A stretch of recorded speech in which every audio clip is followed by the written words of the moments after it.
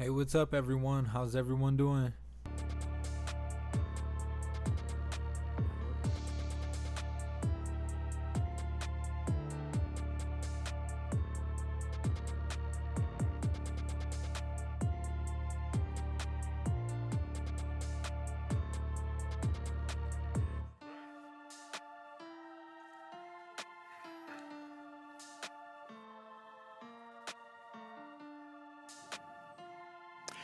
Good evening from the Health Education campus of Case Western Reserve University and the Cleveland Clinic.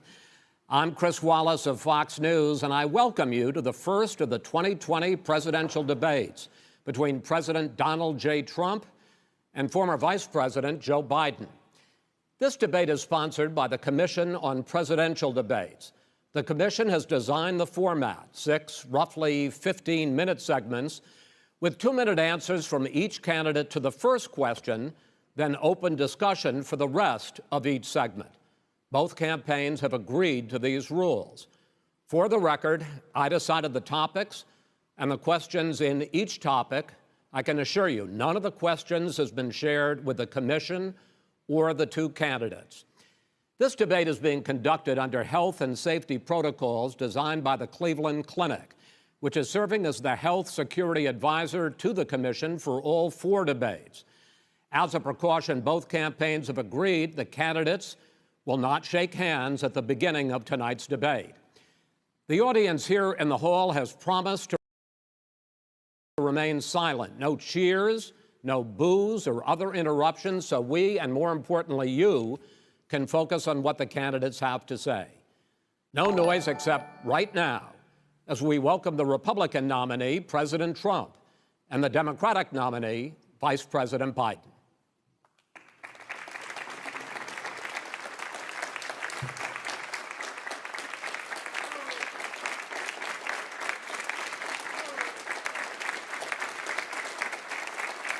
How you doing, man? How are you? I'm well.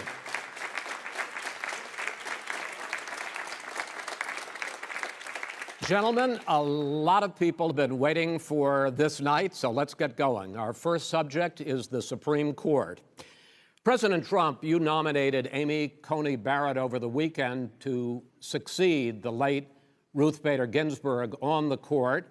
You say the Constitution is clear about your obligation and the Senate's to consider a nominee to the court. Vice President Biden, you say that this is an effort by the president and Republicans to jam through an appointment and what you call an abuse of power. My first question to both of you tonight: why are you right in the argument you make and your opponent wrong? And where do you think a Justice Barrett would take the court? President Trump, in this first segment, you go first, 2 minutes. Thank you very much, Chris. I will tell you very simply, we won the election. Elections have consequences.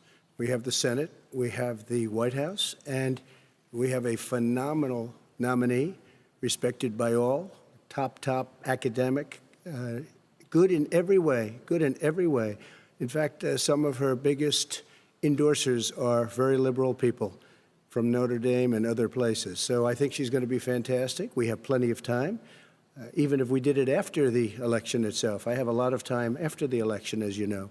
So I think that she will be outstanding. She's going to be as good as anybody that has served on that court. We really feel that. We have a professor at Notre Dame, highly respected by all, said she's the single greatest student he's ever had. He's been a professor for a long time at a great school. And we won the election, and therefore we have the right to choose her. And very few people knowingly would say otherwise. And by the way, the Democrats, they wouldn't even think about not doing it. If they had, the only difference is they'd try and do it faster. There's no way they would give it up. They had Merrick Garland, but the problem is they didn't have the election, so they were stopped. And probably that would happen in reverse also. Definitely would happen in reverse. So we won the election, and we have the right to do it, Chris. President Trump, thank you.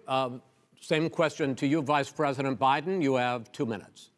Well, first of all, thank you for doing this, and looking forward to this, Mr. President. Thank you, Joe.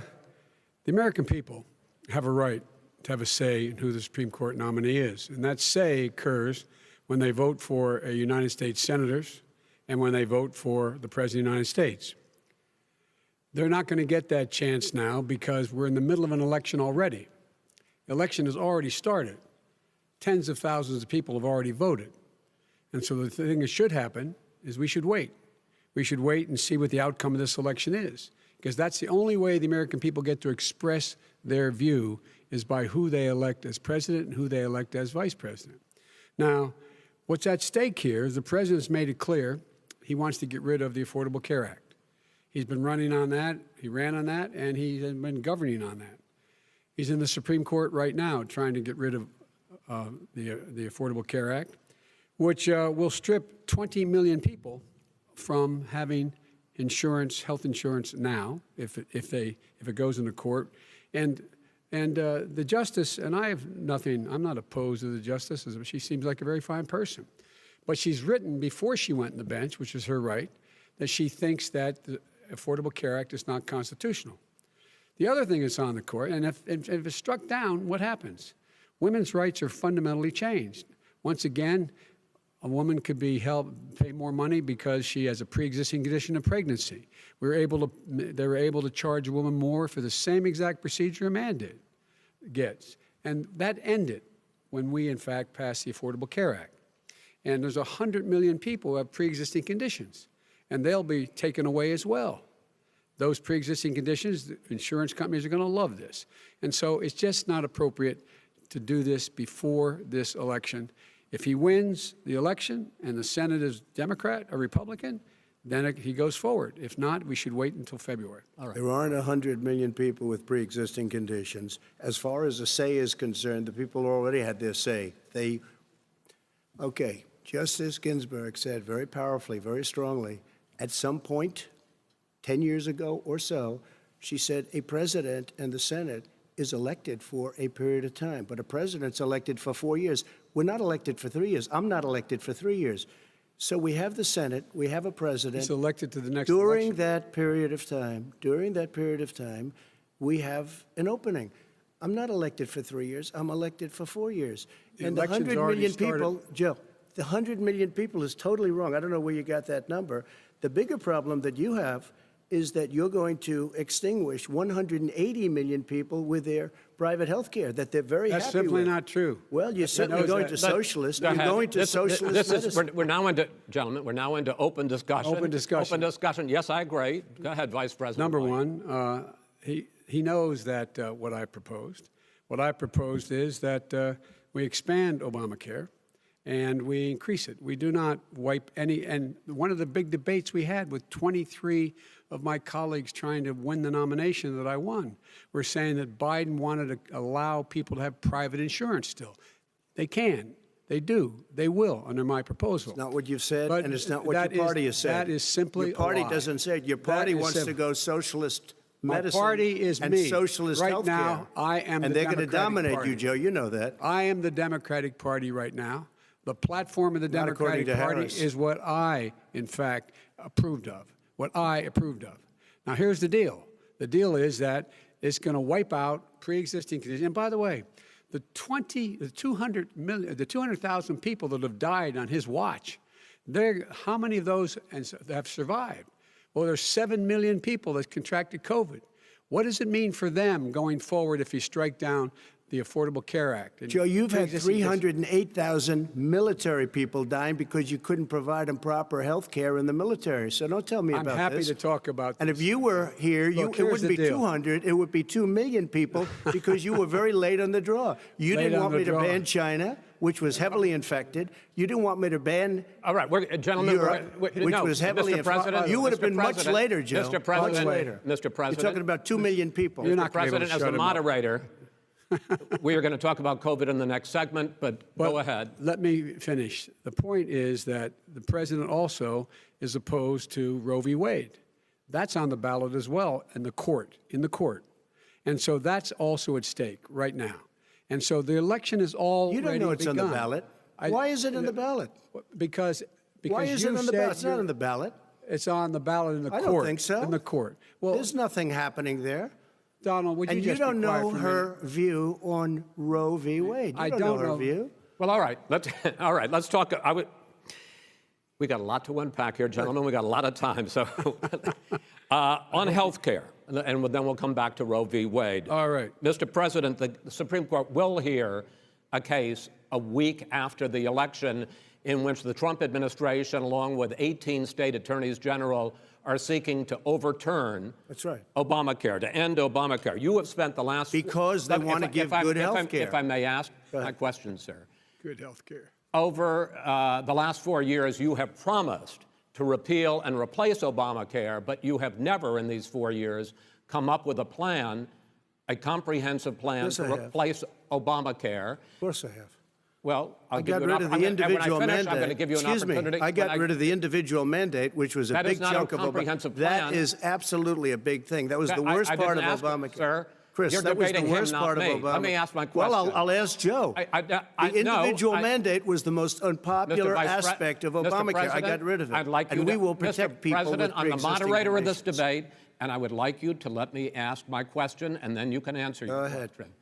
You, in the course of these 4 years, have never come up with a comprehensive plan to replace Obamacare, and just this last Thursday, you signed a largely symbolic executive order to protect people with pre-existing conditions 5 days before this debate. So my question, sir, is what is the Trump health care plan? Fine. Well, first of all, I guess I'm debating you, not him, but that's okay. I'm not surprised. Let me just tell you something, that there's nothing symbolic. I'm cutting drug prices. I'm going with favored nations, which no president has the courage to do because you're going against Big Pharma. Drug prices will be coming down 80 or 90%. You could have done it during your 47-year period in government, but you didn't do it. Nobody's done it. So we're cutting health care. All of the things that we've done, insulin. I'll give you an example. Insulin. It was destroying families, destroying people because I'm getting it for so cheap. It's like water, you want to know the truth. So cheap. Take a look at all of the drugs what we're doing, prescription drug prices. We're going to allow our governors now to go to other countries to buy drugs because they pay just a tiny fraction. As I say, this is open discussion. No, let me but ask this you is about, big. This is big stuff. Sir, you'll be happy. I'm about to pick up on one of your points to ask the Vice President, which is he points out that you would like to add a public option to Obamacare. And the argument that he makes and other Republicans make is that that is going to end private insurance. It is and not. Well, if I can ask you the question, it will not end. What your party says, by the way. It will end private insurance and create a government takeover of health care. It does not. It's only for those people who are so poor they qualify for Medicaid. They can get that free in most states, except governors who want to deny people who are poor Medicaid. Anyone who qualifies for Medicare Medicaid would automatically be enrolled in the public option.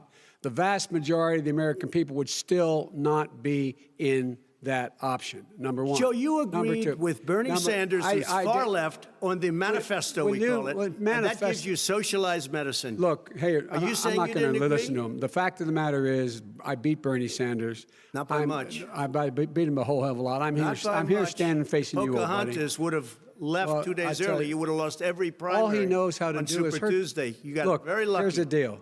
I got very lucky. I'm going to get very lucky tonight as well. And tonight I'm going to make sure, because here's the deal. Here's the deal. The fact is that everything he's saying so far is simply a lie. I'm not here to call out his lies. Everybody knows he's a liar. But you I just want to make sure. Joe, you're the liar. I want to make sure. Graduated last in your class, not first in your class. I want to make sure. Mr. President, can you let him finish, sir? No, he doesn't know how to do that. He has, You'd be surprised. You picked You'd be surprised. the wrong guy, the wrong night at the wrong time. Listen, you agreed with Here's the Bernie deal. Sanders to the The manifesto. whole idea. Let him. There is no manifesto, number one. Please let him speak, Mr. Number President. two. You just lost the left. Number two. You just lost the left. You agreed with Bernie Sanders on a plan folks, absolutely folks, agreed do you have any idea what this clown's socialized, doing? They call it Mr. Do you have any do? socialized medicine. Mr. Well, I President. tell you what, he is not for any help for people needing health care. Because he, in fact, already has cost 10 million people their health care that they had from their employers because of his recession. Number one. Number two, there are 20 million people getting health care through Obamacare now that he wants to take it away. He won't ever look you in the eye and say that's what he wants to do. take it away. No, I want to give Number them better three. health care at a much lower price But- because and by Obamacare the way, he doesn't is know no how. good. He doesn't know how I've to do already that. fixed it. He has never I've offered already a plan. fixed it to an extent. He has never Obamacare, done a as single you might thing. know, but probably don't. Gentlemen, Gentlemen, you realize is no if you're good, both Joe. speaking at the It's no same good, time, and it's too expensive. let the president go ahead, sir. Obamacare is no good. We made it better, and I had a choice to make very early on. We took away the individual mandate. We guarantee pre-existing conditions, but took away the individual mandate. Listen, this is the way it is. And that destroyed, that they shouldn't even call it Obamacare. Then I had a choice to make. Do I let my people run it really well or badly? If I run it badly, they'll probably blame him, but they'll blame me. But more importantly, I want to help people, okay? I said, you got to run it so well. That's what he's and I known just for. had a meeting with them. They said, the problem is no matter how well you run Obamacare, it's a disaster. It's too expensive. I got it. Premiums I are got too it. high, and That's it what his doesn't work. people- that's what So his people said. we do want to get rid of it. It's Chris, an we open want to get rid of it. I and understand give it, sir, but something I have that's to. I cheaper have to and give you better. roughly equal time. Good. Please let the vice president talk. Good. He has no plan for health care. Of course we do. Please. He sends out wishful thinking. He has executive orders that have no power. He hasn't lowered drug costs for anybody. He's been promising a health care plan since he got elected. He has none, like almost everything else he talks about. He does not have a plan. He doesn't have a plan. And the fact is, this man doesn't know what he's talking about. All right. He's I have one final question for you, Sure. Mr. Vice President. If Senate Republicans, we were talking originally about the Supreme Court here, if Senate Republicans go ahead and confirm Justice Barrett, there has been talk about ending the filibuster or even packing the court, adding to the 9 justices there. You call this a distraction by the president, but in fact, it wasn't brought up by the president. It was brought up by some of your Democratic colleagues in the Congress. So my question to you is, you have refused in the past to talk about it. Are you willing to tell the American people tonight whether or not you will support either ending the filibuster or packing the court? Whatever position I take on that, that'll become the issue. The issue is the American people should speak. You should go out and vote. You're in voting now. Vote and let your senators know how strongly you feel. Vote now. Are you gonna pack the Make court? sure you, in fact, let people know He doesn't want to you're a answer the senator. question. I'm not going to answer the question Why because wouldn't you answer that because question? the You wanna question put a lot is of the new question Supreme Court is justices, the radical question, left. Will you Who shut is up, on, man? Listen, who is on your list, Joe? This Who's is on your so list? right. Gentlemen, This is- I think This we've is ended so this. He's going to pack the unprecedented. court. We have I'm not going to give a list. We have ended this segment. We're going to move on to the second segment. That was really a productive segment, wasn't it? Keep yapping, man. The people understand, Joe. They sure do. 47 years you've done nothing. They understand. All right. The second subject is COVID-19, which is an awfully serious subject, so let's try to be serious about it. We have had more than 7 million cases of coronavirus in the United States, and more than 200,000 people have died. Even after we produce a vaccine, experts say that it could be months or even years before we come back to anything approaching normal. My question for both of you is, based on what you have said and done so far and what you have said you would do starting in 2021, why should the American people trust you more than your opponent to deal with this public health crisis going forward? In this case, the question goes to you first, sir. 2 minutes uninterrupted. Good luck. 200,000 dead. As you said, over 7 million infected in the United States. We, in fact, have 4% of the world's population, 20% of the deaths. 40,000 people a day are contracting COVID. In addition to that, about between 750 and 1,000 people a day are dying. When he was presented with that number, he said, it is what it is. Well, it is what it is because you are who you are. That's why it is. The president has no plan. He hasn't laid out anything. He knew all the way back in February how serious this crisis was. He knew it was a deadly disease. What did he do? He's on tape as acknowledging he knew it. He said he didn't tell us or give people a warning of it because he didn't want to panic the American people. You don't panic. He panicked.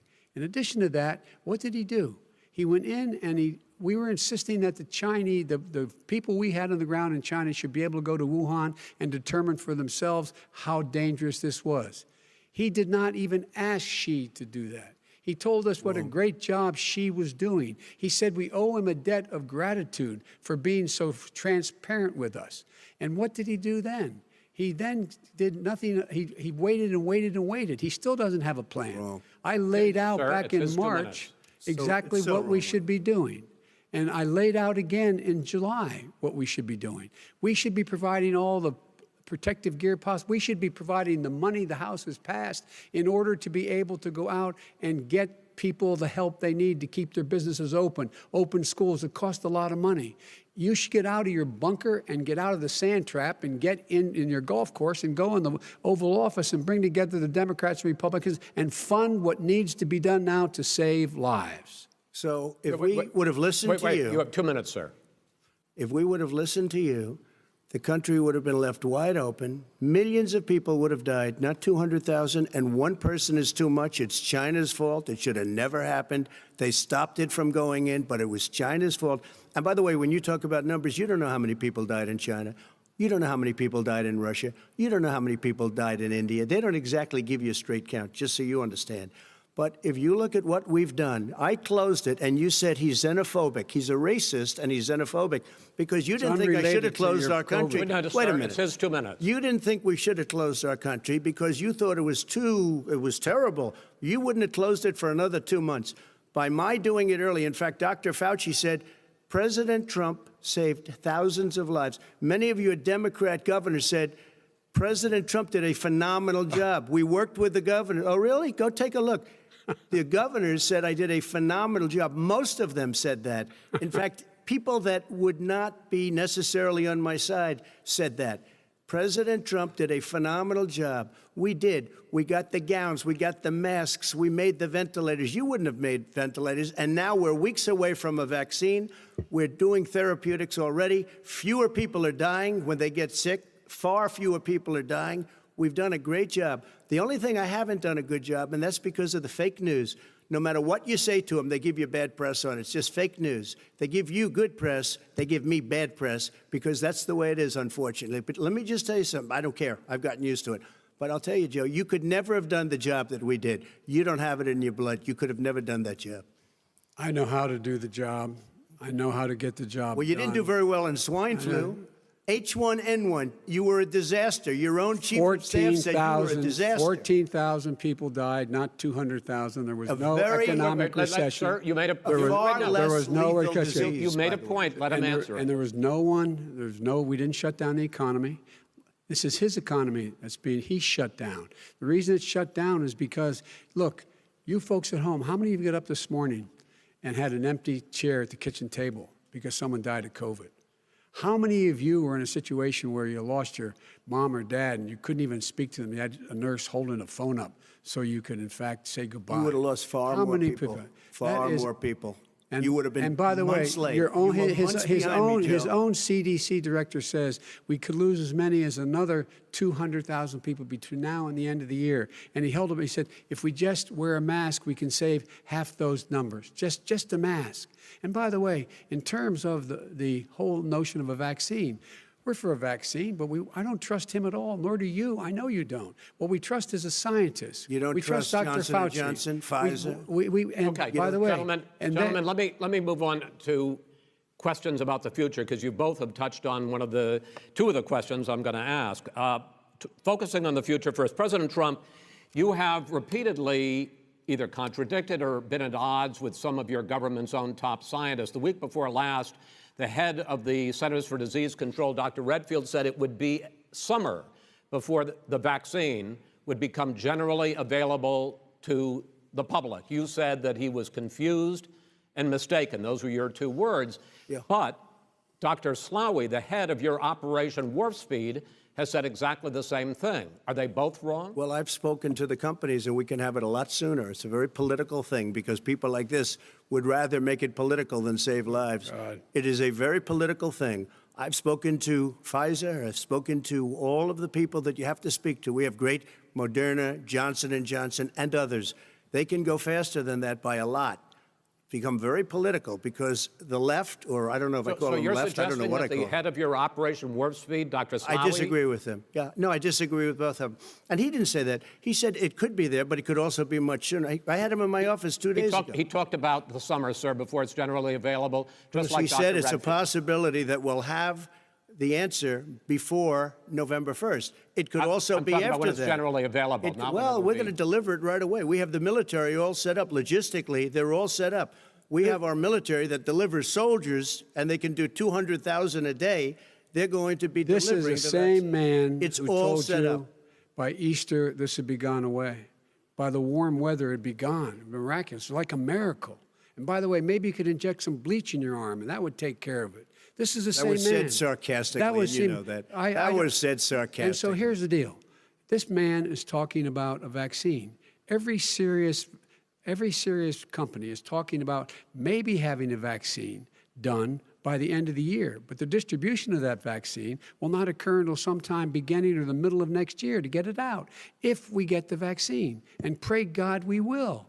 Pray God we will. Mr. Vice President, I want to pick up, though, You'll have on the that. vaccine sooner I want to than pick that. up on this question, though. You say the public can trust the scientists, but they can't trust President Trump. In fact, you said that again tonight. Your running mate, Senator Harris, goes further, saying the public health experts, quote, will be muzzled, will be suppressed.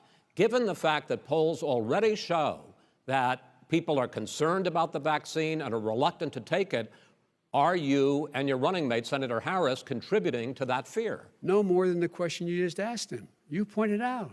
He puts pressure and disagrees with his own scientists. But you're saying Everybody you can't, knows. or Senator And Harris is saying no, you can't trust the scientists. No, you can trust the scientists. She didn't say that. You can't trust She said the public health Did say experts, that. quote, will be muzzled, will be suppressed. Well, that's what he's going to try to do. But there's millions of scientists, there's thousands of scientists out there, like here at this great hospital, that don't work for him. Their job doesn't depend on him. That's not, they're the people, and by the way. I spoke to the scientists that are in charge. By the way. They will have the vaccine very soon. Let him finish. Do you believe for a moment what he's telling you in light of all the lies he's told you about the whole issue relating to COVID? He still hasn't even acknowledged that he knew this was happening, knew how dangerous it was going to be back in February, and he didn't even tell you. He's on record as saying it. He panicked or he just looked at the stock market, one of the two, because guess what? A lot of people died, and a lot more are going to die unless he gets a lot smarter, a lot quicker. Mr. President? Did you use the word smart? So you said you went to Delaware State, but you forgot the name of your college. You didn't go to Delaware State. You graduated either the lowest or almost the lowest in your class. Don't ever use the word smart with me.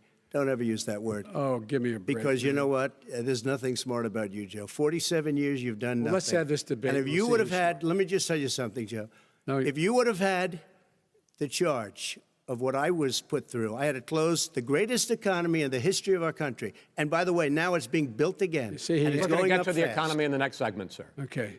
It's going up fast. I Okay. look forward to talking. When it comes to how the virus has been handled so far, the two of you have taken very different approaches, and this is going to affect how the virus is handled going forward by whichever of you ends up becoming the next president. I want to quickly go through several of those. Reopenings. Vice President Biden, you have been much more reluctant than President Trump about reopening the economy and schools. Why, sir? Because he doesn't have a plan. If I were running, I'd know what the plan is. You've got to provide these businesses the ability to have the money to be able to reopen with the PPE as well as with the sanitation they need. You have to provide Tell that them to Nancy plastic. Pelosi. Well, he's just shush for a minute. Tell it to Nancy Pelosi. And Schumer, by the Brian way, Chuck. Nancy Pelosi and Schumer, they have a plan. He won't even meet with them. The Republicans won't meet with him in the Senate. And he sits on his golf course. And I mean, literally, think about it. You probably play think more than about I it. do, Joe. What about this question of reopenings and the fact... Well, he wants to shut down this country. And I want to keep it open. And we did a great thing by shutting it down. Wait a minute, Joe. Let me shut you down for a second, Joe, just for 1 second. He wants to shut down the country. We just went through it. We had to because we didn't know anything about the disease. Now we found that elderly people with heart problems and diabetes and different problems are very, very vulnerable. We learned a lot. Young children aren't. Even younger people aren't. We've learned a lot. But he wants to shut it down.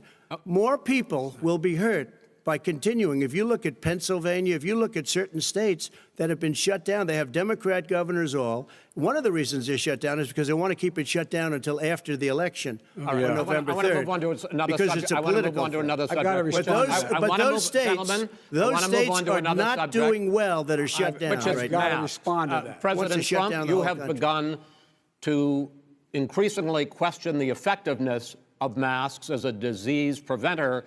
And in fact, recently you have cited the issue of waiters touching their masks and touching plates. Are you questioning No, I think the masks efficacy are of okay. of You have to masks? understand, if you look, I mean, I have a mask right here. I put a mask on, when I think I need it. Tonight, as an example, everybody's had a test, and you've had social distancing and all of the things that you have to. But I Just wear like your masks rallies. when needed. When needed, I wear masks. Okay, let me ask. I don't wear masks like him. Every time you see him, he's got a mask. He could be speaking 200 feet away from it. He shows up with the biggest mask I've ever seen. I will say this. Vice President Biden, go ahead, sir. Look, the way to open businesses is give them the wherewithal to be able to open. We provided money. The Congress. But I was asking you, sir, about masks. Well, masks make a big difference. His own head of the CDC said if we just wore masks between now, everybody wore masks and social distance between now and January, we'd probably save up to 100,000 lives. It matters. And they've also said the opposite. They've also said no serious person said the opposite. They've no also said, well, look serious. at I wanna Dr. ask you- Fauci. Dr. Fauci said the He opposite. did not I say want to the ask you, we got He a said little very bit more than a strongly, minute left in this masks segment. are not good. Then he changed his mind. He said masks are good. I'm wanna okay ask- with masks. I I'm want to not ask you fighting both about masks. one last subject, because your different approaches has even affected the way that you have campaigned. President Trump, you're holding large rallies with crowds packed together, thousands of people. Outside. Outside, yes, sir, agreed.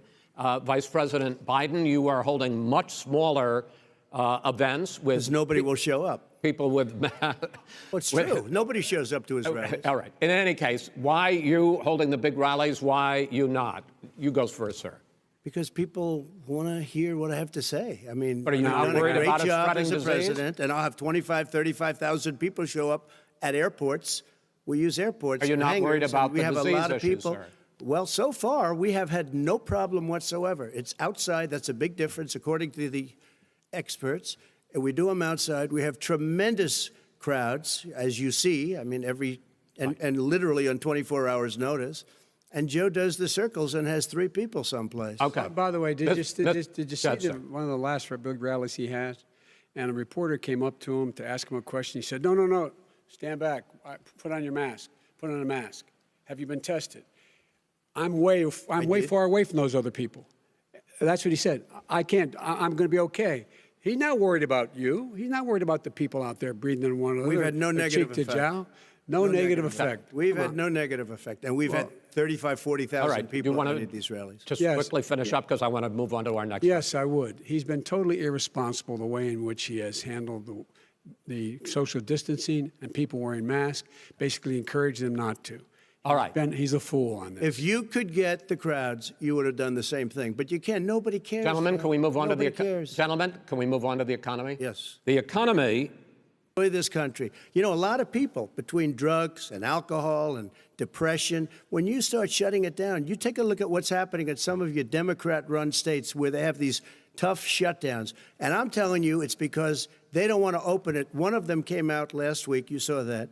Oh, we're going to open up on November 9th. Why November 9th? Because it's after the election. They think they're hurting us by keeping them closed. They're hurting people.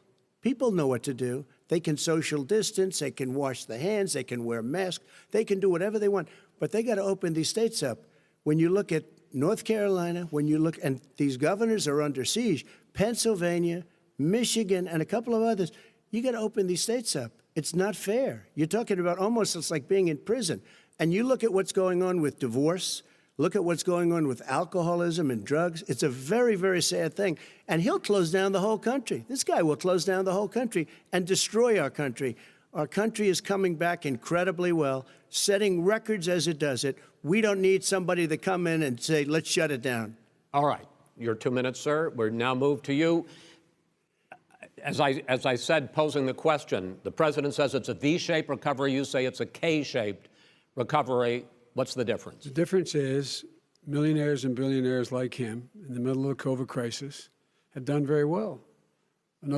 Billionaires have made another $300 billion because of his profligate tax proposal, and he only focused on the market.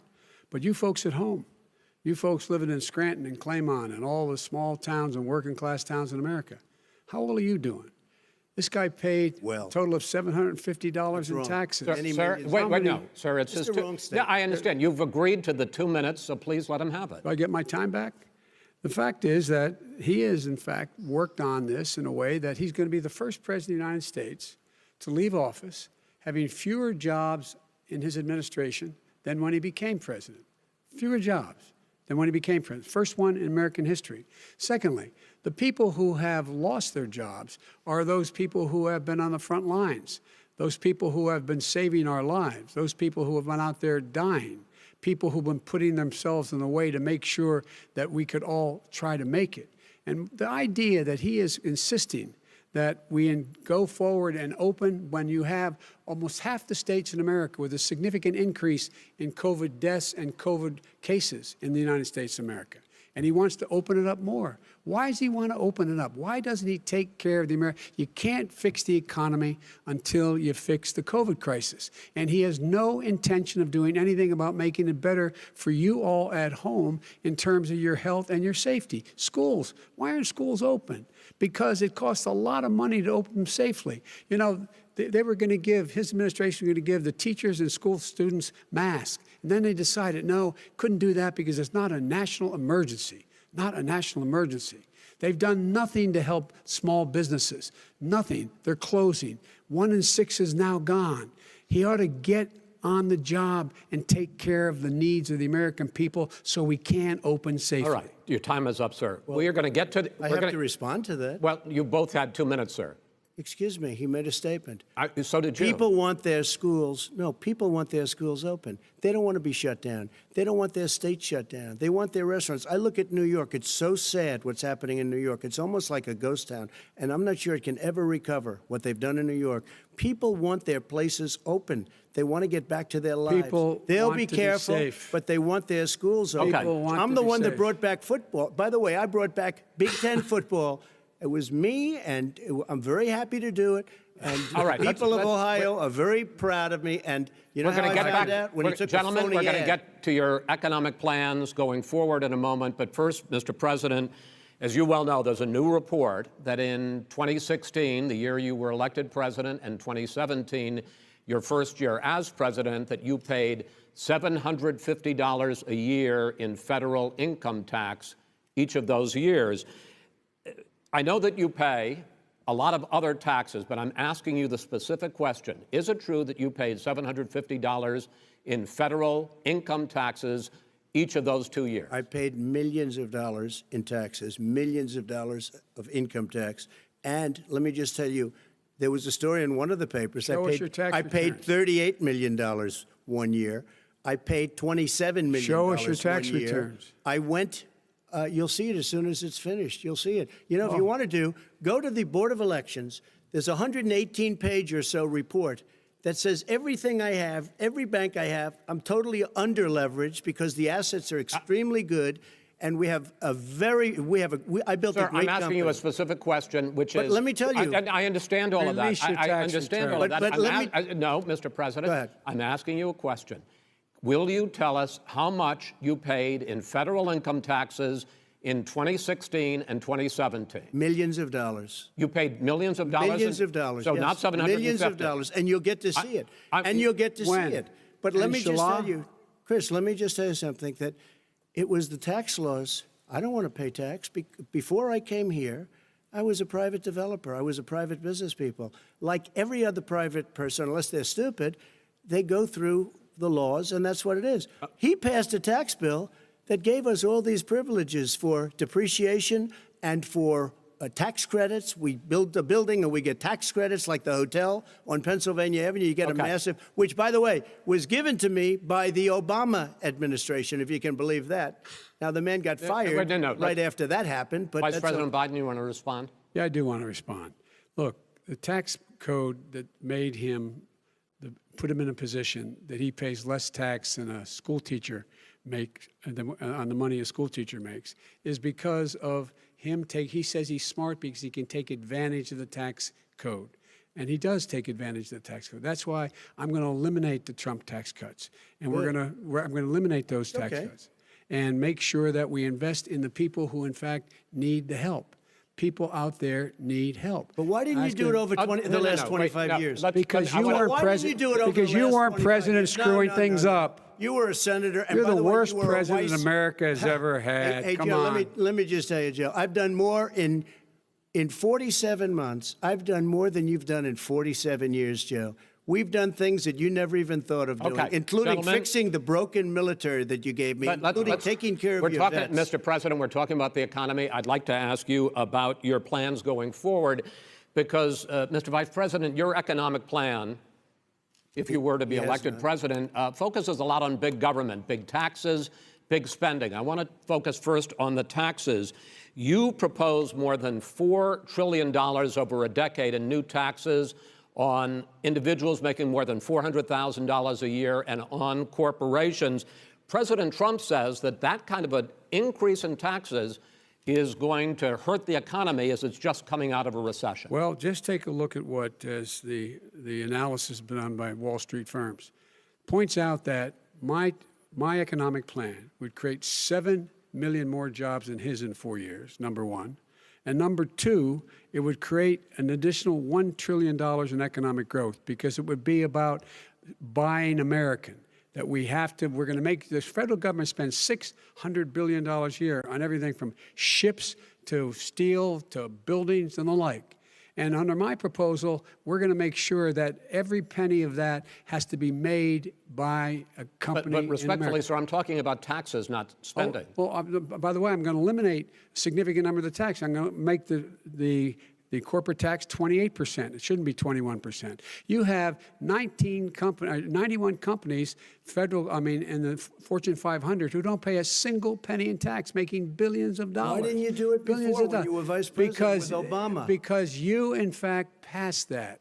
That was your tax proposal. I got it done. And you know what happened? Yeah, you got it done. Our economy boomed like it's never boomed the economy is busted. Let me finish. Mr. President, let me pick up on that. You would continue your free market approach, lower taxes, more deregulation, correct? Not lower taxes for American people. But let me. Excuse me. But in Obama's, you talk about the economy booming. It turns out that in Obama's final 3 years as president, more jobs were created, 1.5 million more jobs than in the first 3 years of your presidency. They had the slowest recovery economic recovery since 1929. It was the slowest recovery. Also, they took over something that was down here. All you had to do is turn on the lights and you pick up a lot. But they had the slowest economic recovery since 1929. Let me tell you about the stock market. When the stock market goes up, that means jobs. It also means 401ks. If you got in, if you ever became president with your ideas, you want to terminate my taxes, I'll tell you what, you'll lose half of the companies that have poured in here will leave, and plenty of companies that are already here, they'll leave for other places.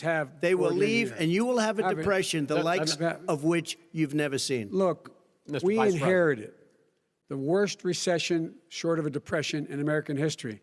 I was asked to bring it back. We were able to have an economic recovery that created the jobs you're talking about. We handed him a booming economy. He blew it. It wasn't booming. Blew it. He blew it. It wasn't booming. It was the weakest recovery since 1929. Is it fair to say he blew it when fact, when there was record low unemployment before COVID? Yeah, but because what he did, even before COVID, manufacturing went in the hole. Excuse number me, one. Chris. Wait. Number two. Chris. Number three. They said it would take. No, you're on number two. No. Chris. They said it would This take a guy is miracle to bring back manufacturing. I brought back 700,000 jobs. They brought back nothing. They gave up on manufacturing. We Part did of my not agree. standard fare. I'm the guy that He brought totally back gave the up on automobile manufacturing. industry. All right, let him. We brought back, I was asked to bring back Chrysler and General Motors. We brought them back right here in the state of Ohio and Michigan. He blew it. They're gone. He blew it. And in fact, they're going Ohio after had the best year it's ever had last year. Michigan had the best year they've ever had. That is not Many true. car companies came in from Germany, from Japan, went to Michigan, went to Ohio. They're not having And they Mr. didn't Vice- come wait, in wait, with you. Mr. Vice President, go ahead. And so you take a look at what he's actually done. He's done very little. His trade deals are the same way. He talks about these great trade deals. You know, he talks about the art of the deal. China's perfected the art of the steal. We have a higher deficit with China now than we did before. We have the highest trade deficit China with ate Mexico. your lunch, down All right, gentlemen, 18%. China ate your lunch, Joe, and no wonder your son goes in and he takes out billions of dollars, to manage. He makes millions of dollars. And also, Simply while not we're at it, true. why is it, just out of curiosity, the mayor of Moscow's wife gave your son $3.5 million. That's What not did he true. do to deserve it? That What is did he do with Burisma none to of that- deserve Wait, $183,000? None You've of asked that your is question, true. let him answer. None of that is true. It's Oh, really? been He didn't totally get But no, $3.5 hey, million? Mr. President, It's Mr. totally- President, please. totally ask a question. discredited. Totally discredited. And by the way, Well, wait, he didn't get No, no. $3.5 million, Joe? Mr. Vice, He got Mr. $3.5 million. President, that is not true. Oh, Here's- really? Mr. Oh. President, But, Mr. it's an open discussion, please. Now, It's a fact. Well, It you is have not a raised an fact. issue. Let the It's been Vice totally President answer. discredited. Did There was a Burisma pay him report. $183,000 a month with no experience in energy? Mr. Look, President, no job. My son did nothing wrong at Burisma. I think he and did. Mr. the only President, guy that let did him something- answer. He doesn't want to let me answer because he knows I have the truth. His position has been totally, thoroughly discredited. who? And The media? By everybody. Well, by the media, by our because they refuse to allies, by talk the about it World because they're Bank, embarrassed. by everyone has discredited. Matter of fact, even Mr. the people President, who please stop. testified under oath. So let me under ask you oath, this, under- Joe. under No, oath. go ahead, Mr. I'm listening to Even you. the people under. He got $3.5 million from testified- Moscow.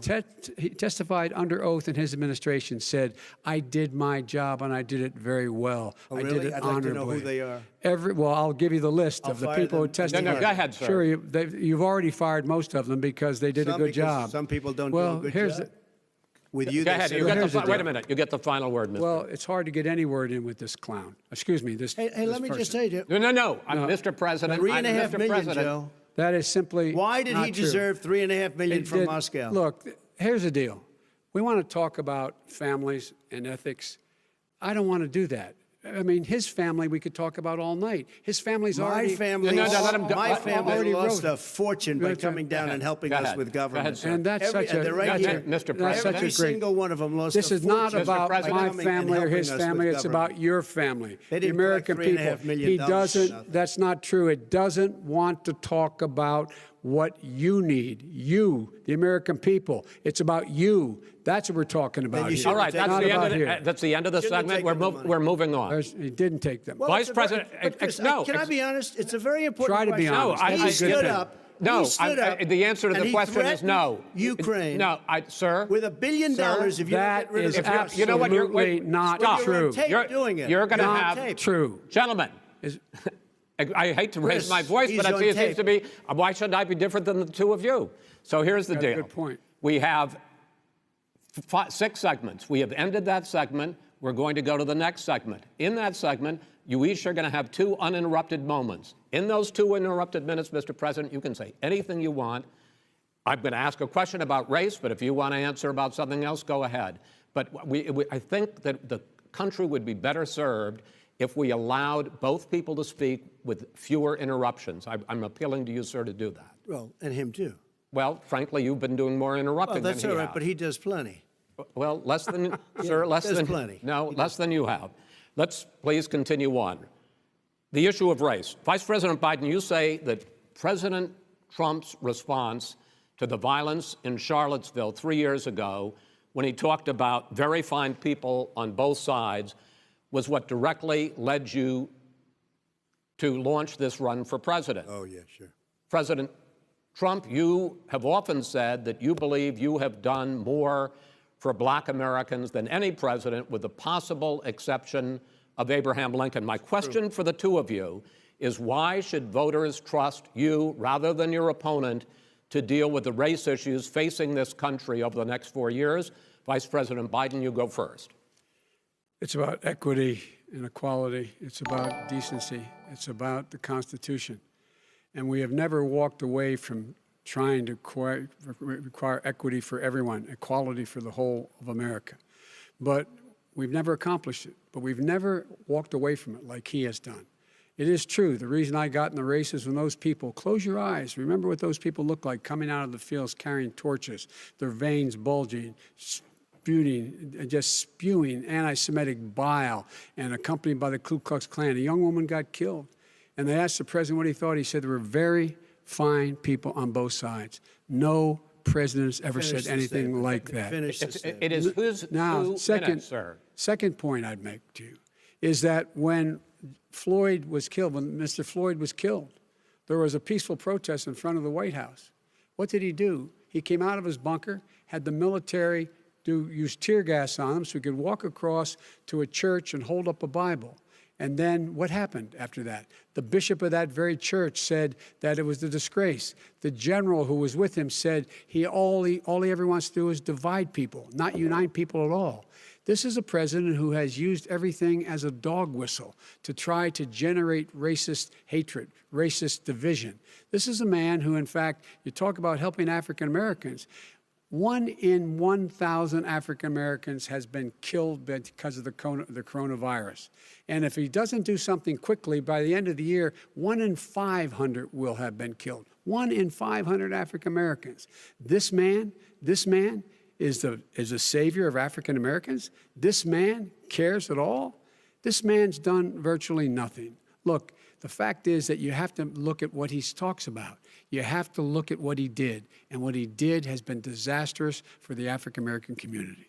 So, President Trump, you have 2 minutes. Why should Americans trust you over your opponent to deal with racism? he did a crime bill, 1994, where you call them super predators, African Americans, the super predators, and they've never forgotten it. They've never forgotten it, Joe. No, sir, it's his 2 minutes. So you did that, and they call you a super predator, and I'm letting people out of jail now that you have treated the African American population community, you have treated the black community about as bad as anybody in this country. You did the 1990, and that's why, if you look at the polls, I'm doing better than any Republican has done in a long time, because they saw what you did. You call them super predators, and you've called them worse than that, because you look back at your testimony over the years, you've called them a lot worse than that. As far as the church is concerned, and as far as the generals are concerned, we just got the support of 250 military leaders and generals, total support.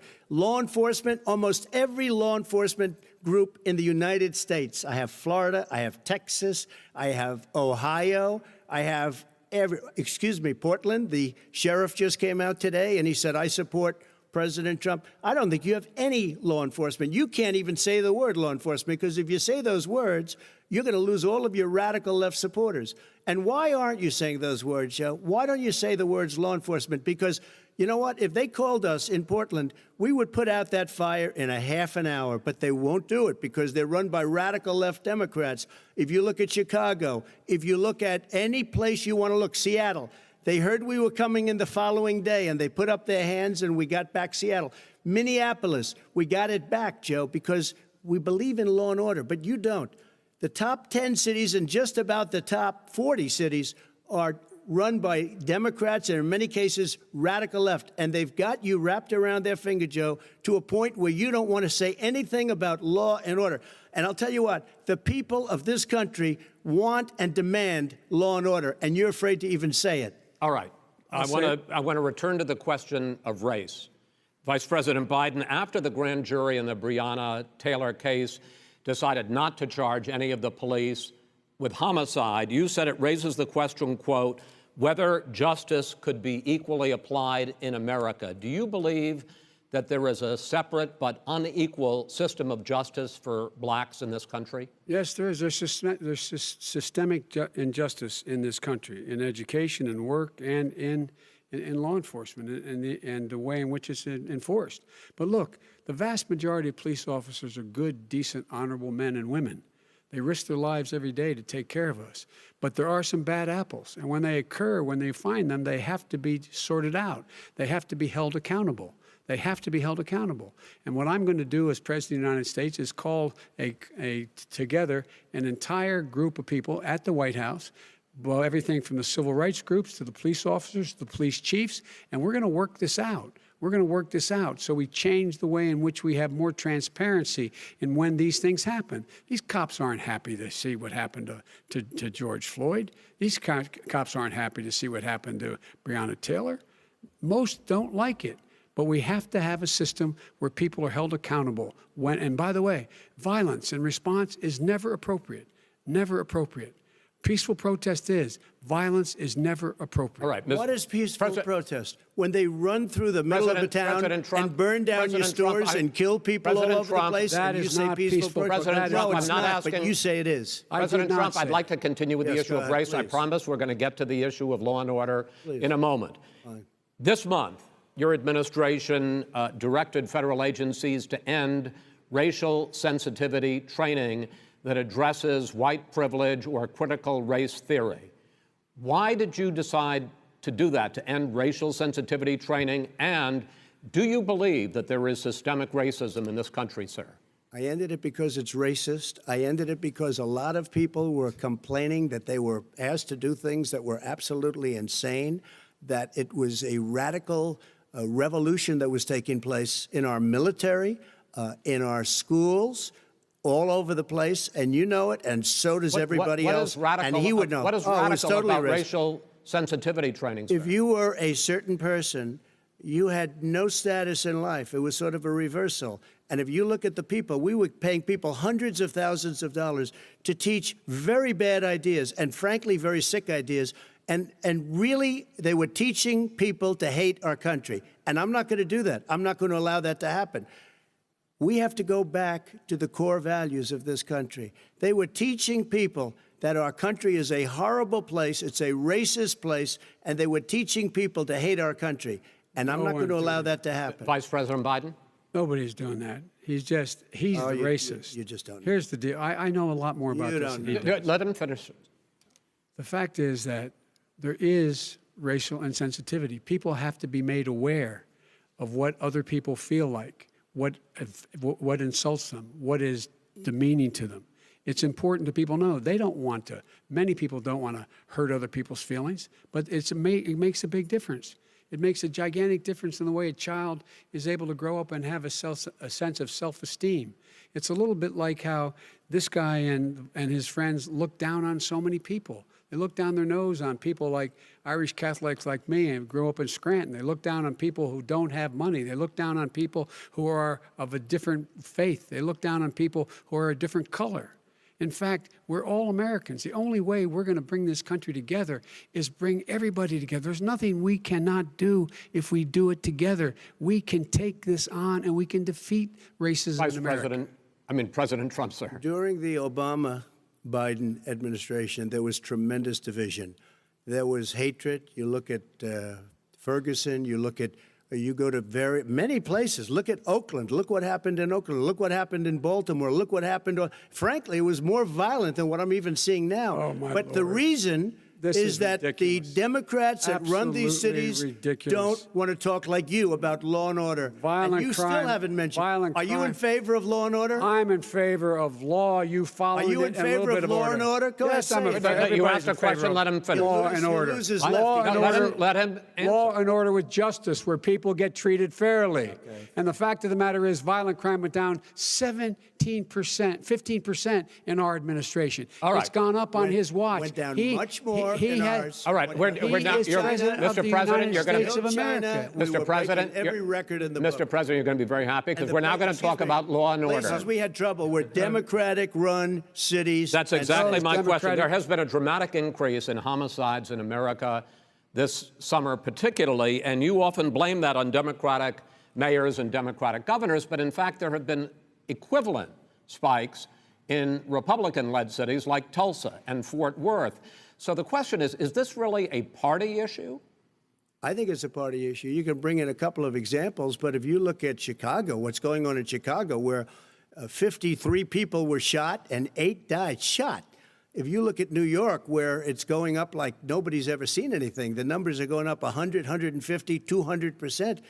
Crime. It is crazy what's going on. And he doesn't want to say law and order because he can't, because he'll lose his radical left supporters. And once he does that, it's over with. But if he ever got to run this country and they ran it the way he would want to run it, we would have our suburbs would be gone. By the way, our suburbs would be gone, and you would see problems like you've never seen. He would know a suburb unless he took a wrong turn. Oh, I know suburbs. He would not. So much Go ahead. Wait a minute. I was raised in the suburbs. This is not 1950. All these dog whistles and racism don't work anymore. Suburbs are by and large integrated. There's many people today driving their kids to soccer practice and/or to black and white and Hispanic in the same car as there have been any time in the past. What really is a threat to the suburbs and their safety is his failure to deal with COVID. They're dying in the suburbs. His failure to deal with the environment. They're being flooded. They're being burned out because his refusal to do anything. That's why the suburbs are in trouble. I do want to talk about this issue of law and order, though. And in the joint recommendation that came from the Biden-Bernie Sanders task force, you talked about, quote, reimagining policing. Yeah. First of all, what does reimagining policing mean, and do you support? It means. Let me, if I might finish the question. What does reimagining policing mean, and do you support the Black Lives Matter call for community control of policing? Look, what I support is the police having the opportunity to deal with the problems they face. And I'm totally opposed to defunding the police officers. As a matter of fact, local police, the only one defunding it, his budget calls for a $400 million cut in local law enforcement assistance. They need more assistance. They need, when they show up for a 9/11 call, to have someone with them as a psychologist or psychiatrist to keep them from having to use force and be able to talk people down. We have to have community policing like we had before, where the officers get to know the people in the communities. That's when crime went down. It didn't go up, it went down. And so we have to be engaged. That's not what they're talking about, Chris. That's not what they're talking about. He's talking about defunding the police. That is not true. He doesn't have any law support. Look, he has no law enforcement support. That's not true. Almost nothing. Look. Oh, really? Who do you have? Name one group that supports you. Name one group that came out and supported you. Go ahead. Look, think. We have time. We don't have time to do anything. No, think about it. Name one law enforcement group that came out and supported gentlemen, you. I think I'm going to take back the moderator's role. I don't think there are any. And I want to get to another subject, which is the issue of protests in many cities that have turned violent. In Portland, Oregon, especially, we had more than 100 straight days of protests, which I think you would agree. You talk about peaceful protests. Many of those turned into riots. Mr. Vice President, you say that people who commit crimes should be held accountable. The question I have, though, is, as the Democratic nominee, and earlier tonight you said that you are the Democratic Party right now, have you ever called the Democratic mayor of Portland or the Democratic governor of Oregon and said, hey, you got to stop this, bring in the National Guard, do whatever it takes, but you stop the days and months of violence in Portland? I don't hold public office now. I am a former vice president. I've made it clear in my public statements that the violence should be prosecuted. It should be prosecuted, and anyone who commits it. But you've never called for the people, the leader. Excuse me, sir. You had never called for the leaders in Portland and in Oregon to bring in the National Guard and knock off 100 days of riots. They can, in fact, take care of it if he just stay out of the way. Look here. Oh, really? Really? Here's the thing. I sent in the U.S. Marshals to get the killer of the young man in the middle of the street. They shot him, and for 3 days, President Trump, Portland wouldn't do anything. I had to send in the U.S. Marshals. They took care of business. Go ahead, sir. And by the way, his own former spokesperson said, riots and chaos and violence help his cause. That's what this is all about. I don't know who said that. I do. Who? I think Kellyanne Conway. I don't think she said that. She said that. And so here's the all right. But here's the point. The point is that's what he keeps trying to rile everything up. He doesn't want to calm things down. Instead of going in and talking to people and saying, let's get everybody together, figure out how to deal with this. What's he do? He just pours gasoline in the fire constantly, And- every single solitary Okay, time. and to end this, button up this segment, I'm going to give you a minute to answer, sir. You have repeatedly Well, wait, criticized. I have to answer his No, statement. you have His repeatedly. statement. Wait, you have just one no. second. You've been talking He back made and a forth. statement. I'm asking you. I would no, love to you know, end it. sir. I would love to end it, and you we know, if would you want to very- switch seats, We would could very quickly. We could do that, but I'd I'm send no, in I- the National Guard. It would be over. There'd be no problem. Okay, but they good. don't want to accept the National Guard. You have repeatedly criticized the vice president for not specifically calling out Antifa and other left-wing That's right. extremist groups.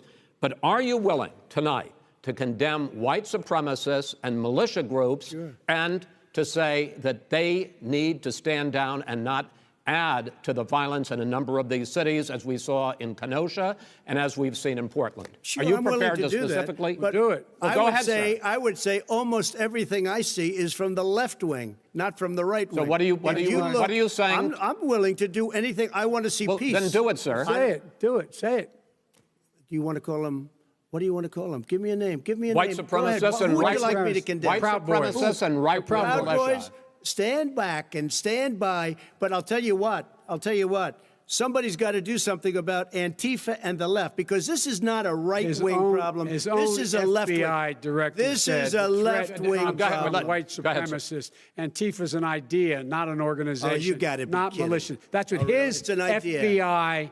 His Okay. FBI director Gentlemen, said. Well, we're then gonna- you know what? No, He's no, wrong. we're done, sir. We're moving on to the next. Everybody We're gives moving. When a you bat advice hits in you your over the head, that's not administration. an idea. Everybody in Antifa your is administration bad. tells you the truth has a bad idea. Can I tell you what? You have no ideas. that are Antifa is a dangerous All right, radical gentlemen, group. we're now moving on to the Trump and and you ought to be Biden careful records. with them. They'll overthrow you. When in a 2 president, seconds. I'm going to ask a question. When the president seeks a second term, it is generally a referendum on his record. But Vice President Biden, you like to quote one of your dad's sayings, which is, don't compare me to the Almighty, compare me to the alternative. And in this case, sir, you are the alternative.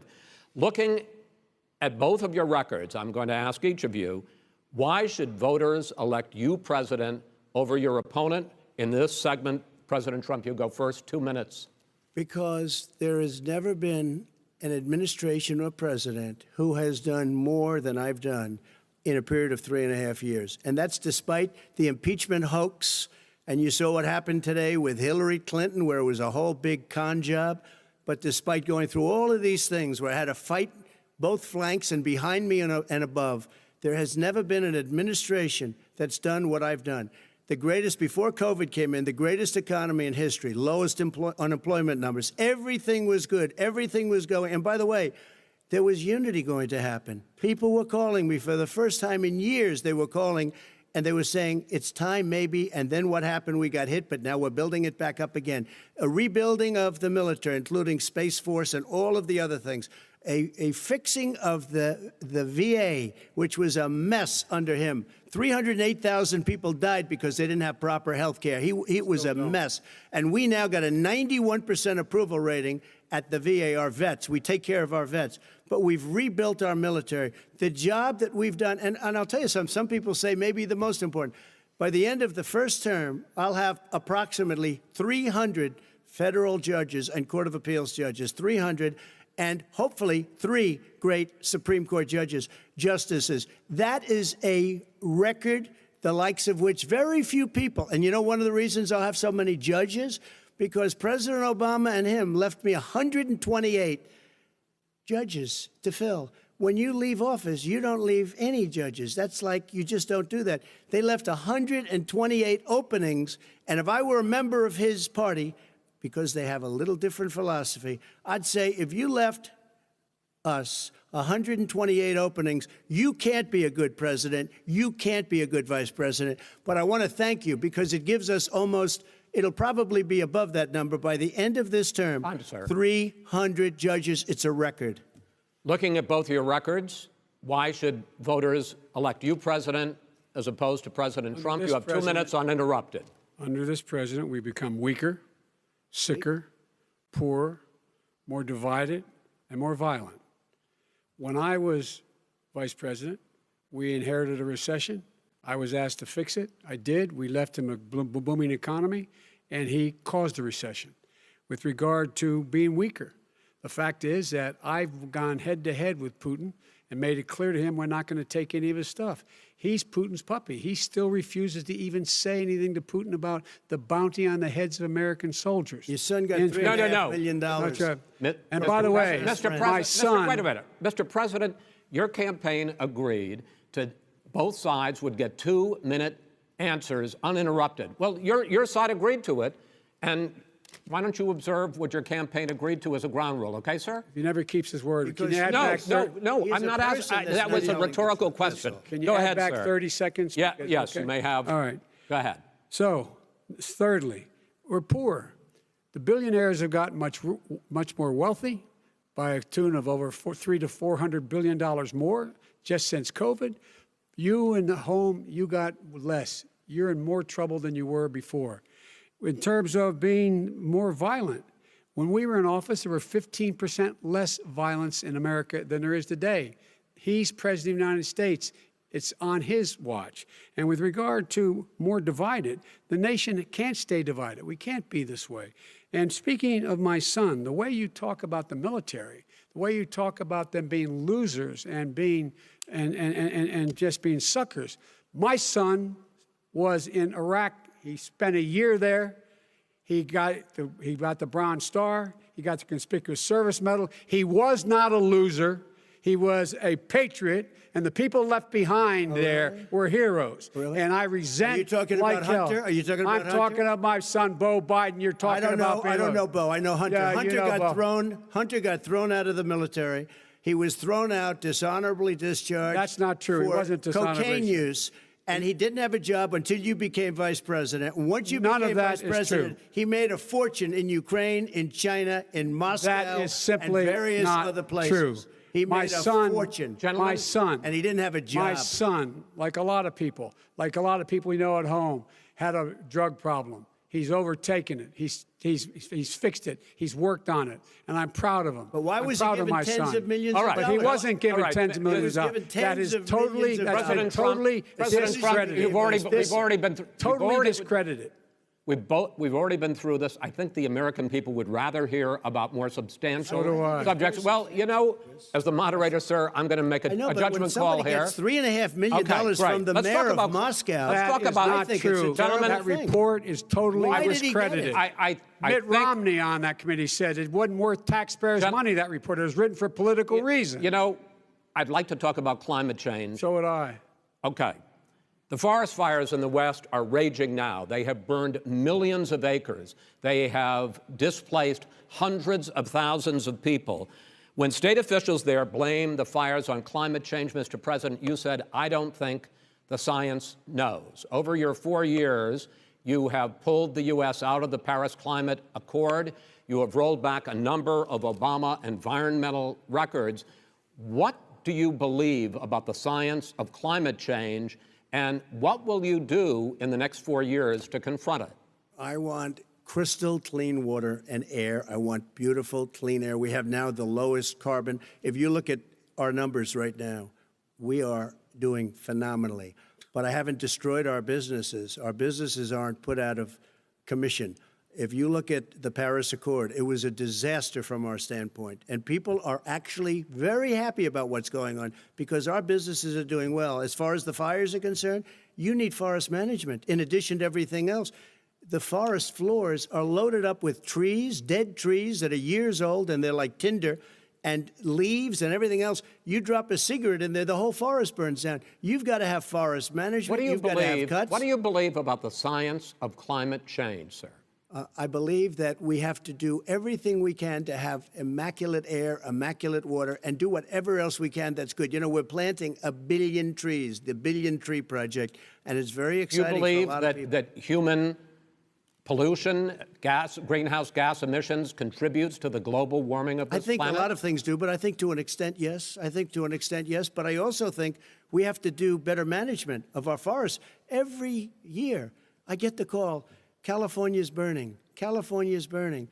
If that was cleaned, if you had forest management, good forest management, you wouldn't be getting those calls. You know, in Europe, they have forest cities. They're called forest cities. They maintain their forests. They manage their forests. I was with the head of a major country.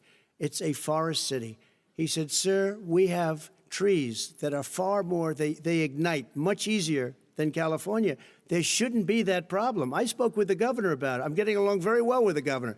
But I said, you know, at some point, you can't every year have hundreds of thousands of acres of land just burned to the ground. But, sir, that's burning down because of a lack of management. But, sir, if you believe in the science of climate change, why have you rolled back the Obama Clean Power Plan, which limited carbon emissions in power plants? Why have you relaxed? Because it was driving energy prices through the sky. Why have you relaxed fuel economy standards that are going to create more pollution from cars and trucks? Well, not really, because what's happening is the car is much less expensive and it's a much safer car, and you're talking about a tiny difference. And then what would happen, because of the cost of the car, you would have at least double and triple the number of cars purchased. We have the old slugs out there that are 10, 12 years old.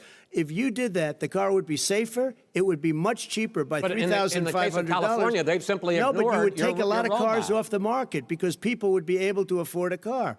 Now, and by the way, we're going to see how that turns out. But a lot of people agree with me, many people.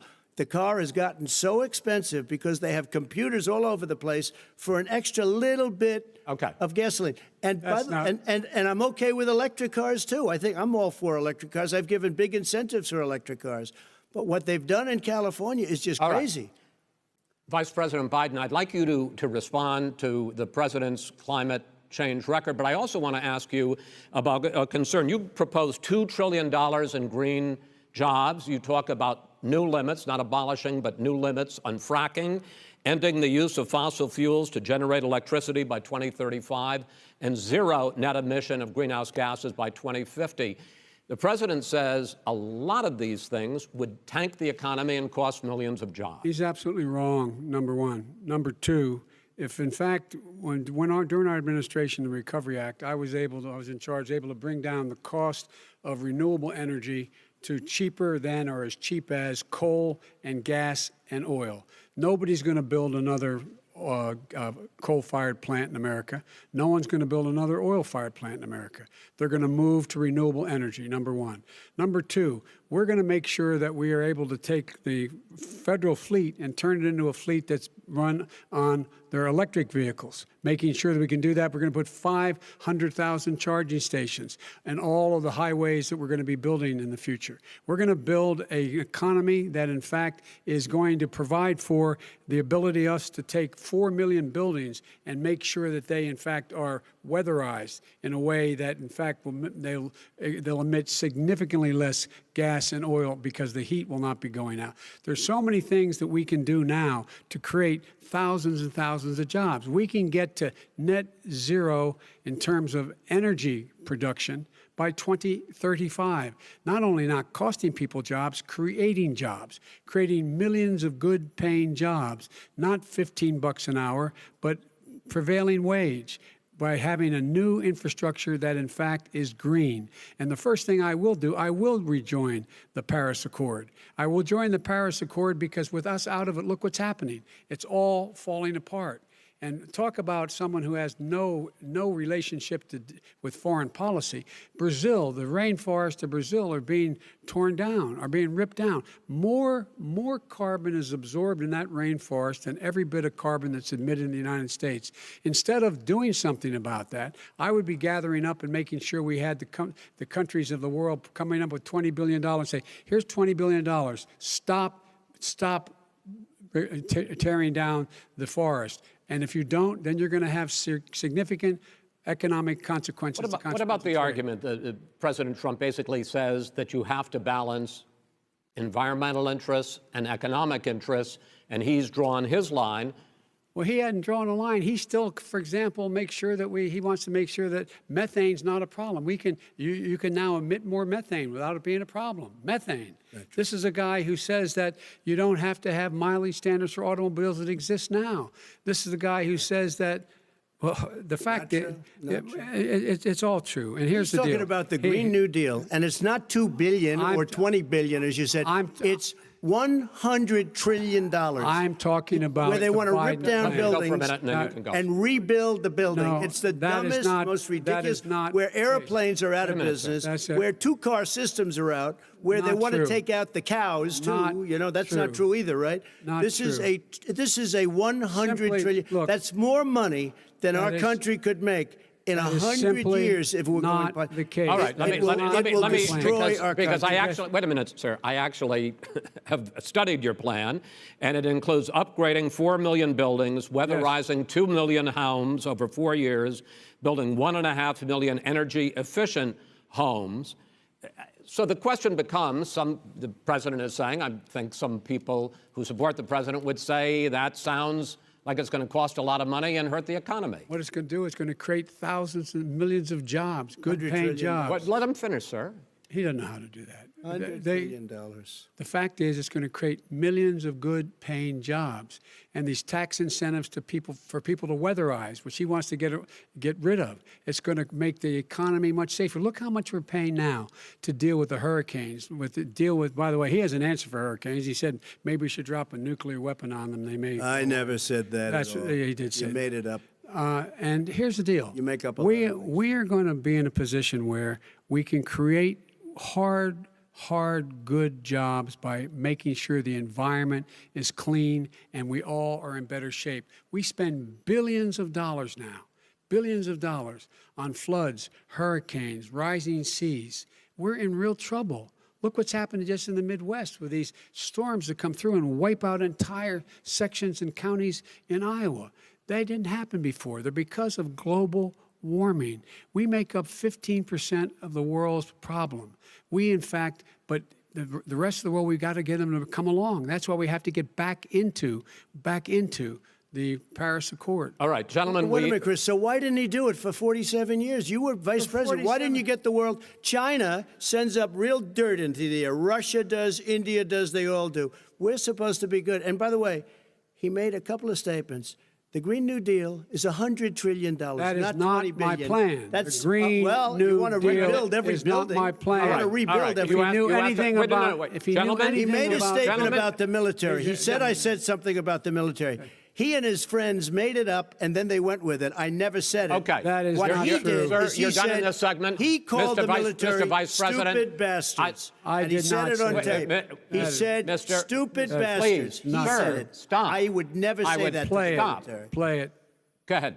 You're Mr. on Vice tape. President answered his final question. The final question is, I can't remember which of all his rantings. I'm having a little trouble myself, but and about the economy and about this question of what it's going to cost. The economy. I mean, the Green New Deal and the idea of what your the environmental Green New changes Deal- will do. The Green New Deal will pay for itself as we move forward. We're not going to build plants that, in fact, are great polluting plants. So do you We're going to support build the Green New Deal? Pardon me? Do you support No, I don't support the Green Oh, New Deal. you don't? Oh, well, that's a big statement. I That support means you the just Biden. lost the radical left. I Done. support Oh, you the don't. Biden plan that I put forward. Okay. The Biden plan, which is different than what he calls the radical Green New Deal. All right, gentlemen, final segment, election integrity. As we meet tonight, millions of Americans are receiving mail-in ballots or going to vote early. How confident should we be that this will be a fair election, and what are you prepared to do over the next 5+ weeks, because it'll not only be to Election Day, but also counting some ballots, mail-in ballots after Election Day. What are you prepared to do to reassure the American people that the next president will be the legitimate winner of this election? In this final segment, Mr. Vice President, you go first. Prepared to let people vote. They should go to iwillvote.com, decide how they're going to vote, when they're going to vote, and what means by which they're going to vote. His own Homeland Security Director, and as well as the FBI Director, says there is no evidence at all that mail-in ballots are a source of being manipulated and cheating. They said that. The fact is that there are going to be millions of people because of COVID that are going to be voting by mail-in ballots, like he does, by the way. He sits behind the Resolute desk and sends his ballot to Florida, number one. Number two, we're going to make sure that those people who want to vote in person are able to vote because enough poll watchers are there to make sure they can socially distance. The polls are open on time, and the polls stay open until the votes are counted. And this is all about trying to dissuade people from voting because he's trying to scare people into thinking that it's not going to be legitimate. Show up and vote. You will determine the outcome of this election. Vote, vote, vote. If you're able to vote early in your state, vote early. If you're able to vote in person, vote in person. Vote whatever way is the best way for you, because he cannot stop you from being able to determine the outcome of this election.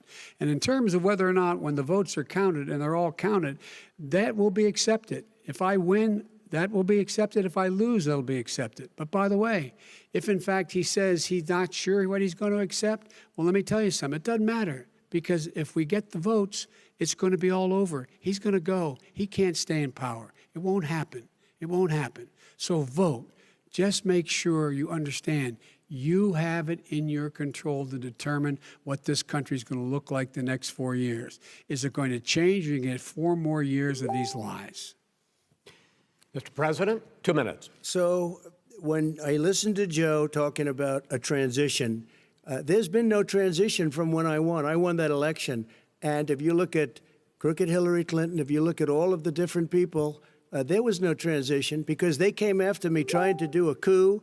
They came after me spying on my campaign. They started from the day I won, and even before I won, from the day I came down the escalator with our First Lady. They were a disaster. They were a disgrace to our country. And we've caught them. We've caught them all. We've got it all on tape. We've caught them all. And by the way, you gave the idea for the Logan Act against General Flynn. You better take a look at that, because we caught you in a sense. And President Obama was sitting in the office. He knew about it too. So don't tell me about a free transition. As far as the ballots are concerned, it's a disaster. A solicited ballot, okay, solicited is okay. You're soliciting, you're asking, they send it back, you send it back. I did that. If you have an unsolicited, they're sending millions of ballots all over the country. There's fraud. They found them in creeks. They found some with the name Trump, just happened to have the name Trump just the other day in a waste paper basket. They're being sent all over the place. They sent 2 in a Democrat area. They sent out 1,000 ballots. Everybody got 2 ballots. This is going to be a fraud like you've never seen. The other thing, it's nice on November 3rd, you're watching and you see who won the election. And I think we're going to do well, because people are really happy with the job we've done. But you know what? We won't know. We might not know for months, because these ballots are going to be all over. Take a look at what happened in Manhattan. Take a look at what happened in New Jersey. Take a look at what happened in Virginia and other places. They're not losing 2%, 1%, which, by the way, is too much. An election could be won or lost with that. They're losing 30 and 40%. It's a fraud, and it's a shame. And can you imagine where they say you have to have your ballot in by November 10th? November 10th. That means that's 7 days after the election, in theory, should have been announced. Okay. We have major states with that, sir, all run by 2 Democrats. minutes is 2 minutes. All run by Democrats. It's President Trump, it's a rigged election. you're going to be able to continue.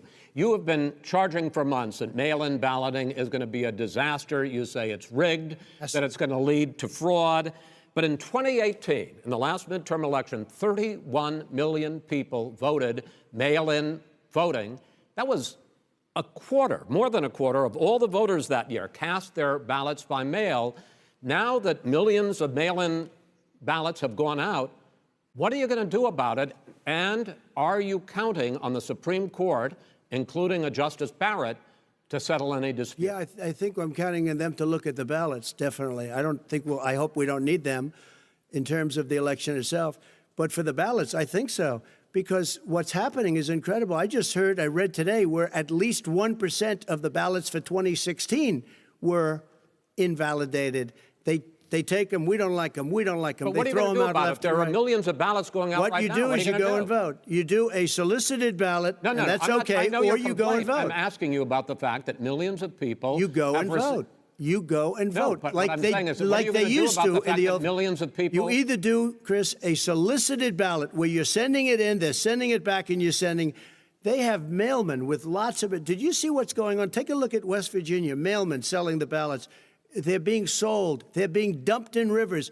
This is a horrible thing for our country. There is no. This is not. There is no. This is not going to end well. There is Okay. no This evidence is of that. not going to end well. 5 states In fact, have had go ahead, mail-in sir. ballots for the last decade or more. 5, including 2 Republican states.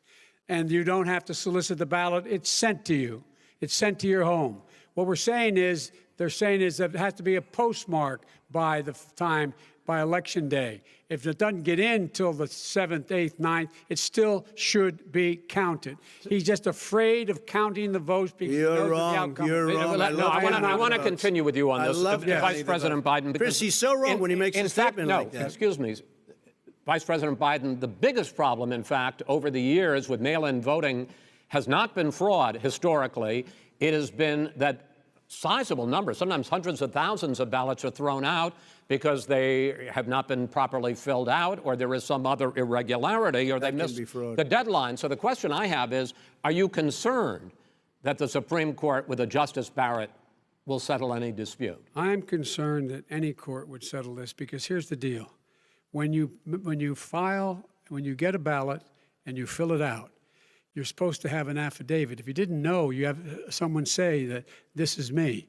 You should be able to, if in fact you can verify that's you before the ballot is thrown out, that's sufficient to be able to count the ballot because someone made a mistake and not dotting the correct I. Who they voted for, testify, say who they voted for, say it's you, that is totally legitimate. All right. Excuse me, Chris, when you have 80 million ballots I have a final sent in question. and swamping the system, you know it can't be done. You know it can't. And already there's been so now fraud. Mail service deception. delivers Wait a minute, gentlemen. The 185 final million question pieces of mail a day. in 80 8 million ballots. states, we can keep talking. In 8 states, disgrace. election workers are prohibited, currently by law, 8 states, from even beginning to process ballots, even take them out of the envelopes and flatten them until Election Day. That means that it's likely, because there's going to be a huge increase in mail-in balloting, that we are not going to know on election night who the winner is, that it could be days, it could be weeks. Could be months. Until we find out who the new president is. So first for you, sir, finally for the Vice President, I hope neither of you will interrupt the other. Will you urge your supporters to stay calm during this extended period, not to engage in any civil unrest? And will you pledge tonight that you will not declare victory until the election has been independently certified? President Trump, you go first. I'm urging my supporters to go into the polls and watch very carefully, because that's what has to happen. I am urging them to do it. As you know, today there was a big problem. In Philadelphia, they went in to watch. They were called poll watchers, a very safe, very nice thing. They were thrown out. They weren't allowed to watch. You know why? Because bad things happen in Philadelphia, bad things. And I am urging my people. I hope it's going to be a fair election. If it's a fair election, I am 100% on board. But if I see tens of thousands of ballots being manipulated, I can't go along with that. And I'll tell you what, does that mean, from a common sense, does that mean you're going to tell your people to take to the street? It means you have a fraudulent election. You're And what are sending you out gonna do? 80 And million what would you ballots. do about that? They're not equipped to. These people aren't equipped to handle it. Number one. Number two, they cheat. They cheat. Hey, they found ballots in a waste paper basket 3 days ago, and they all had the name military ballots. They were military. They all had the name Trump on them. Vice President you think Biden, that's good? Vice President Biden, final question for you. Will you urge your supporters to stay calm while the vote is counted, and will you pledge not to declare victory until the election is independently certified? Yes, and here's the deal. We count the ballots, as you pointed out. Some of these ballots in some states can't even be opened until Election Day. And if there's thousands of ballots, it's going to take time to do it. And by the way, our military, they've been voting by ballots since the end of the Civil War, in effect. And that's what's going to happen. Why was it not? Why is it for them somehow not fraudulent? It's the same process. It's honest. No one has established at all that there is fraud related to mail-in ballots, that somehow it's a fraudulent process. It's already been established. Take a look at Carolyn Maloney's race in Manhattan. You had an opportunity to respond. Look at Carolyn Monroe. Go ahead. They have no idea what happened. Vice President Biden, go ahead. He has no idea what he's talking about. Here's the deal. The fact is, I will accept it, and he will too. You know why? Because once the winner is declared, after all the ballots are counted, all the votes are counted, that'll be the end of it. That'll be the end of it. And if it's me, in fact, fine. If it's not me, I'll support the outcome.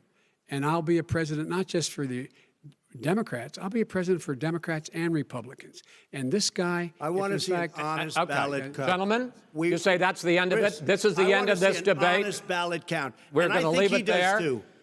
To be continued as in more debates as we go on.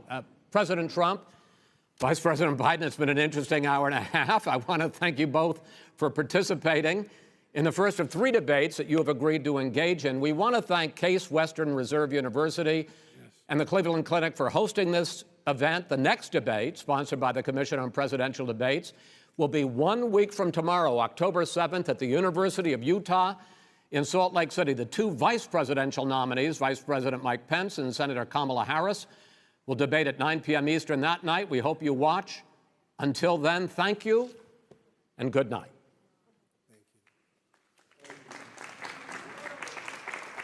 Thank you.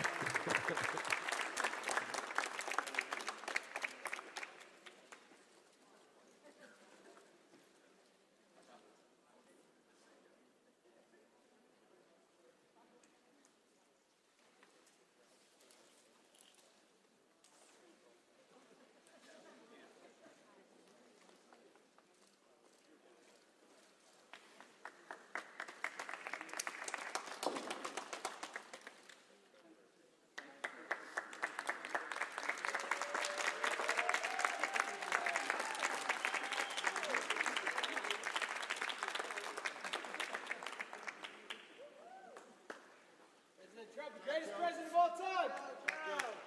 We love you, Trump.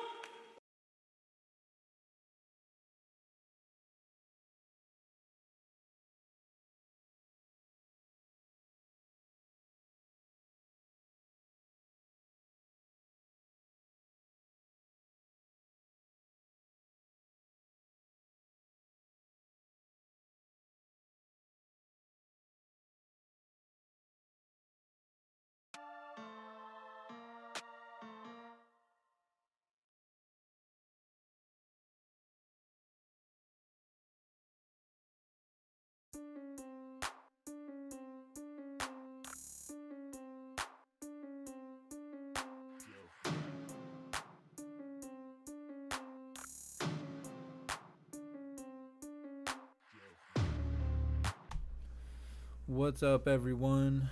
What we're gonna do is we're gonna shut this down, and then we're gonna go back up live with some protesting that's going on near Portland.